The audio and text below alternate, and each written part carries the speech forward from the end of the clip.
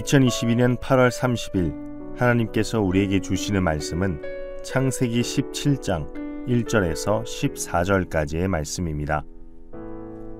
아브라함이 99세 때에 여호와께서 아브라함에게 나타나서 그에게 이르시되 나는 전능한 하나님이라 너는 내 앞에서 행하여 완전하라. 내가 내 언약을 나와 너 사이에 두어 너를 크게 번성하게 하리라 하시니 아브라함이 엎드렸더니 하나님이 또 그에게 말씀하여 이르시되 보라 내 언약이 너와 함께 있으니 너는 여러 민족의 아버지가 될지라. 이제 후로는 내 이름을 아브라함이라 하지 아니하고 아브라함이라 하리니 이는 내가 너를 여러 민족의 아버지가 되게 함이니라. 내가 너로 심히 번성하게 하리니 내가 네게서 민족들이 나게 하며 왕들이 네게로부터 나오리라. 내가 내 언약을 나와 너 및 내 대대 후손 사이에 세워서 영원한 언약을 삼고 너와 내 후손의 하나님이 되리라. 내가 너와 내 후손에게 내가 거류하는 이 땅 곧 가나안 온 땅을 주어 영원한 기업이 되게 하고 나는 그들의 하나님이 되리라. 하나님이 또 아브라함에게 이르시되 그런즉 너는 내 언약을 지키고 내 후손도 대대로 지키라. 너희 중 남자는 다 할례를 받으라. 이것이 나와 너희와 너희 후손 사이에 지킬 내 언약이니라. 너희는 포피를 베어라. 이것이 나와 너희 사이의 언약의 표징이니라. 너희의 대대로 모든 남자는 집에서 난 자나 또는 너희 자손이 아니라 이방 사람에게서 돈으로 산 자를 막론하고 난 지 8일 만에 할례를 받을 것이라. 너희 집에서 난 자든지 너희 돈으로 산 자든지 할례를 받아야 하리니 이에 내 언약이 너희 살에 있어 영원한 언약이 되려니와 할례를 받지 아니한 남자 곧 그 포피를 베지 아니한 자는 백성 중에서 끊어지리니 그가 내 언약을 배반하였음이니라. 오늘의 본문은 어제 나눈 본문에서 13년이 지난 후의 이야기로 시작됩니다. 모든 열국의 아버지가 되게 하겠다라는 약속에도 불구하고 아브라함의 아내 사레는 출산을 하지 못했죠. 그리고 그들은 자신들의 계획으로 하갈과 동침을 하고 이스마엘을 낳게 됩니다. 하나님의 약속이 주어졌음에도 그들은 그 기다림의 과정 속에서 자신들의 능력으로 그 약속을 성취하려고 합니다. 어쩌면 이스마엘을 보며 아브라함은 그를 하나님께서 약속하셨던 자식으로 간주했을 것입니다. 그리고 만족했을 것입니다. 오늘 본문 조금 뒤에 나오는 18절을 보게 되면 그가 이렇게 말하는 것을 알 수 있습니다. 아브라함이 이에 하나님께 아뢰되 이스마엘이나 하나님 앞에 살기를 원하나이다. 하나님의 약속 그거 기다리다가 그냥 내가 대신 이루겠습니다. 그냥 이스마엘을 통해서 하나님의 약속이 흘러가게 해주세요라며 비웃었을 것입니다. 그런 마음을 가지고 어쩌면 정말 자신과 사레 사이의 그 피에서 자녀가 나오는 것을 포기한 가운데 그 마음 가운데 오늘 하나님께서는 다시 아브라함에게 등장합니다. 13년 동안 하나님의 약속이 이루어질까라는 의구심을 가지고 있었던 아브라함에게 하나님이 다시 등장하는 겁니다. 그리고 가장 먼저 하나님은 아브라함 앞에서 자신을 이렇게 소개합니다. 나는 전능한 하나님이라. 전능한 하나님. 하나님은 아브라함 앞에서 새로운 언약을 세우기에 앞서 자신을 전능하신 하나님이라고 소개합니다. 그분의 언약 앞에서 아브라함이 다시 한번 하나님이 누구인가를 깨닫길 원하시고 완벽히 이해하길 원했습니다.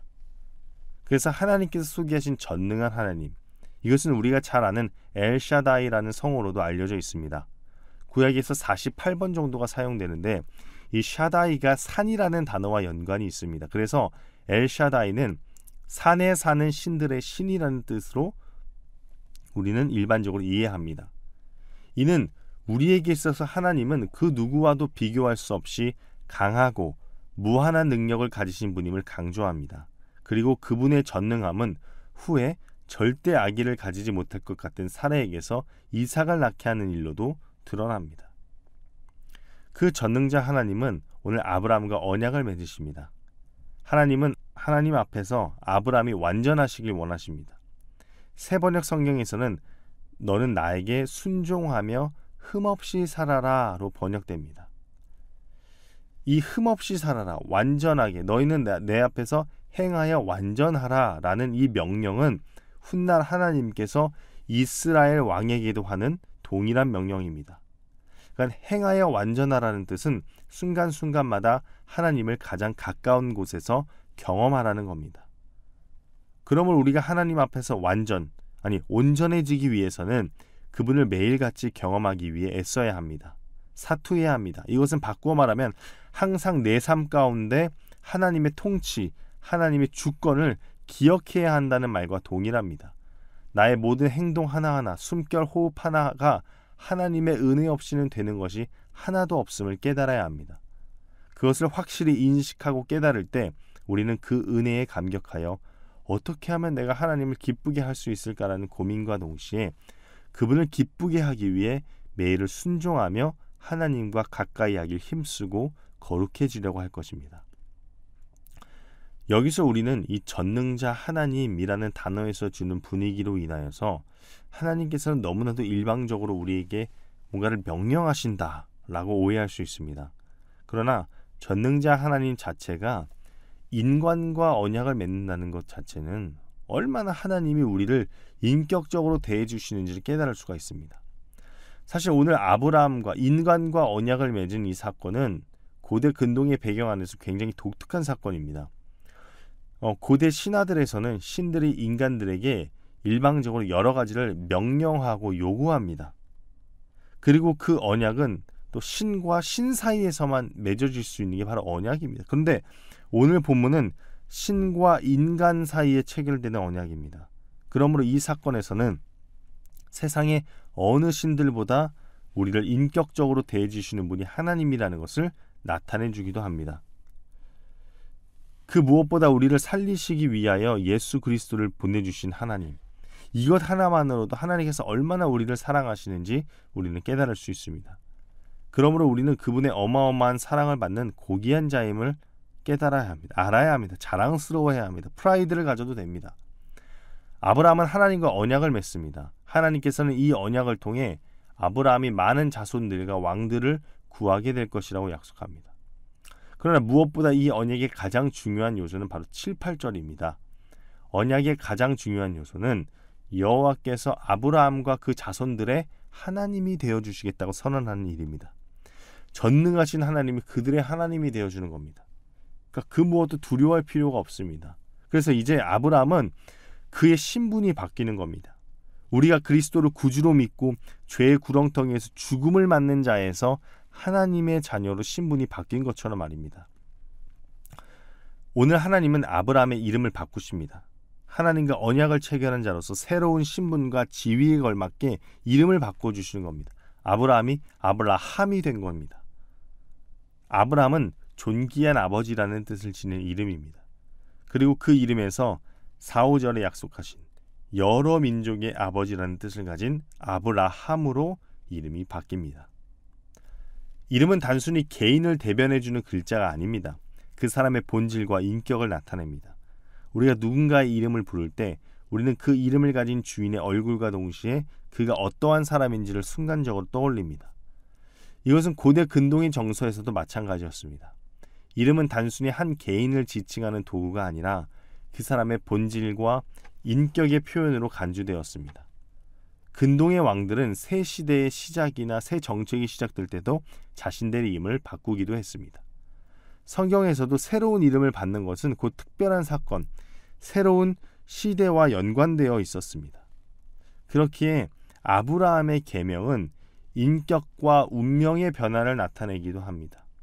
이게 한 개인의 아버지에서 모든 민족의 아버지가 이제 되는 겁니다. 이것은 우리와도 깊은 관계가 있습니다.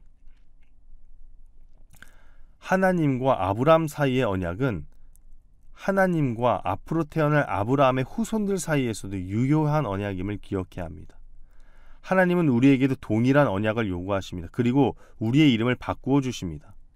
그동안 우리는 어떠한 이름으로 살아왔습니까? 분노, 시기, 질투, 돈, 열등감, 실패 등 삶을 살아오며 하나님께서 우리에게 허락하신 시간을 그저 그렇게 보내며 어떻게든 내 노력으로 바둥바둥 구원을 향해 가려는 우리의 적적한 시간 앞에 전능자 하나님이 다시 나타나십니다. 그리고 말씀하십니다. 나는 전능한 하나님이라. 너는 내 앞에서 행하여 완전하라. 그리고 우리의 이름을 바꾸어 주십니다. 우리의 신분을 바꾸어 주십니다. 아브라함은 그 언약의 증표로 할례를 행하라는 명령을 받습니다. 언약은 분명 하나님께서 먼저 아브라함에게 주신 것입니다. 그리고 그 언약을 수용하고 확인하는 것은 이제 아브라함과 그 후손들의 몫입니다. 할례는 당시 여러 민족들이 행했던 풍습입니다. 때로는 성년식에, 때로는 결혼 예식으로도 사용되었습니다. 결혼 예식으로 사용되었을 때는 신부 집안의 남자들이 신랑에게 할례를 행했습니다. 가족의 한 일원으로 받아들인다는 상징적인 의미였습니다. 할례가 아이에게 행해질 때는 건강상의 이유보다는 종교적인 이유가 더 강했습니다. 당시 할례가 8일 만에 행해진 이유는 당시 태어나자마자 며칠 안에 죽는 아이들이 많았기 때문에 시간을 두고 일주일 정도가 지나면 아이가 생존 가능성이 높아졌기 때문입니다. 그러나 성경에서 아이가 태어난 지 8일째 되는 날에 할례를 요구하는 것은 이날이 태어난 아기가 7일 동안의 천지창조 사이클을 경험한 후 첫날이기 때문입니다. 오늘 본문에서는 할례를 하지 않으면 하나님과의 언약을 깨트리는 것으로 간주합니다. 그러기에 할례는 중요한 예식입니다. 그러나 하나님은 11절에서 할례는 언약의 표징이라는 말을 분명히 하십니다. 할례가 언약의 전부가 아니라는 겁니다. 그렇다면 우리는 어떻게 해야 하는 것인가에 대한 질문을 하게 될 수도 있죠. 육적인 할례보다 더 중요한 것을 강조합니다. 바로 마음의 할례입니다. 신명기 10장 16절과 신명기 30장 6절에서도 이 마음의 할례를 강조합니다. 마음의 할례가 없으면 신체적인 할례는 의미가 없습니다. 그리고 이제 참 언약의 주인이신 그리스도가 오셔서 주의 백성들에게 성령의 인치심을 주셨습니다. 우리는 하나님과의 관계를 이제 예수 그리스도를 통하여 회복합니다. 예수 그리스도가 바로 언약의 참된 증표입니다. 사랑하는 여러분, 우리는 전능하신 하나님의 그 언약 안에 거하는 자들입니다. 그분의 주권 아래 있는 자들입니다. 그렇기에 우리는 그분 앞에서 늘 거룩히 행하며 완전해져야 합니다. 늘 하나님과 가까이 살도록 노력하며 그분 안에 거해야 합니다. 그럴 때 그분은 우리에게 참된 복을 주십니다. 참된 영생을 주십니다. 그리고 이를 위한 증표로 예수 그리스도를 이 땅 가운데 보내주셨습니다. 우리는 예수 그리스도를 통하여 나를 살리신 하나님을 기억해야 할 것입니다. 그럴 때 우리의 이름은 분노에서 행복으로, 시기에서 사랑으로, 질투에서 격려로 바뀔 것입니다. 기도하겠습니다. 우리의 삶에 나타나셔서 우리의 이름과 신분을 바꾸어 주신 전능자 하나님, 하나님 앞에 그 무엇도 능치 못할 일이 없음을 고백합니다. 그리고 하나님께서 우리의 하나님 되어 주시니 감사드립니다. 우리가 그러한 전능자 하나님의 자녀에 걸맞게 살아갈 수 있도록 하여 주시옵소서. 하나님의 자녀로서 거룩하게 살아가게 하옵소서. 예수님의 이름으로 기도합니다. 아멘.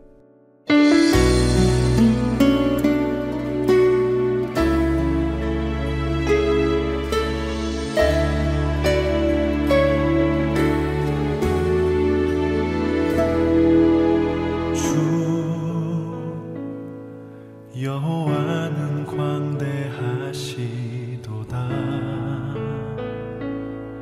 그 거룩한 하나님 성에서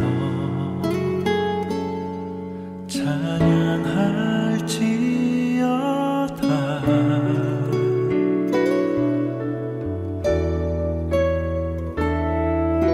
주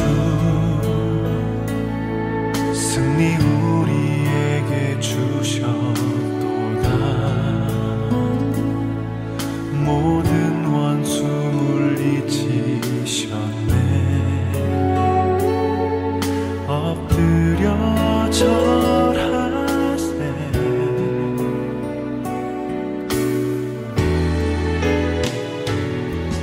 아주의 크신 이름 높이며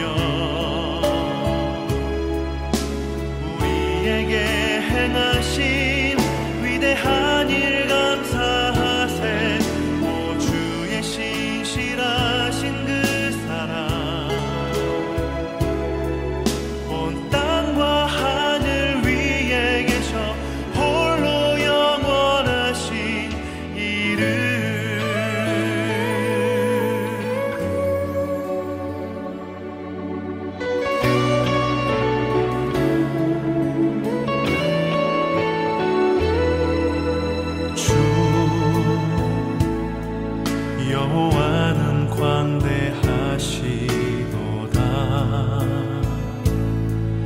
그 거룩한 하나님 성에서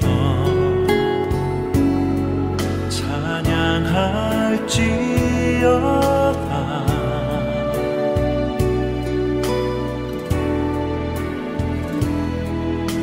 주 승리 우리에게 주셨도다.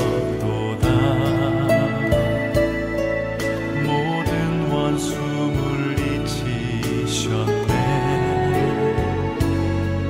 엎드려 절하세.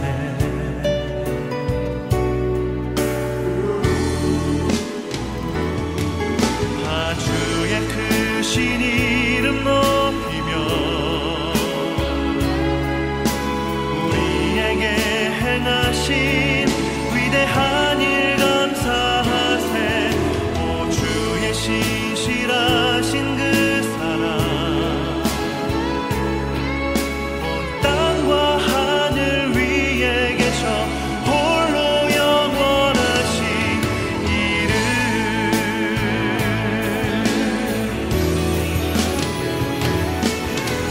주의 크신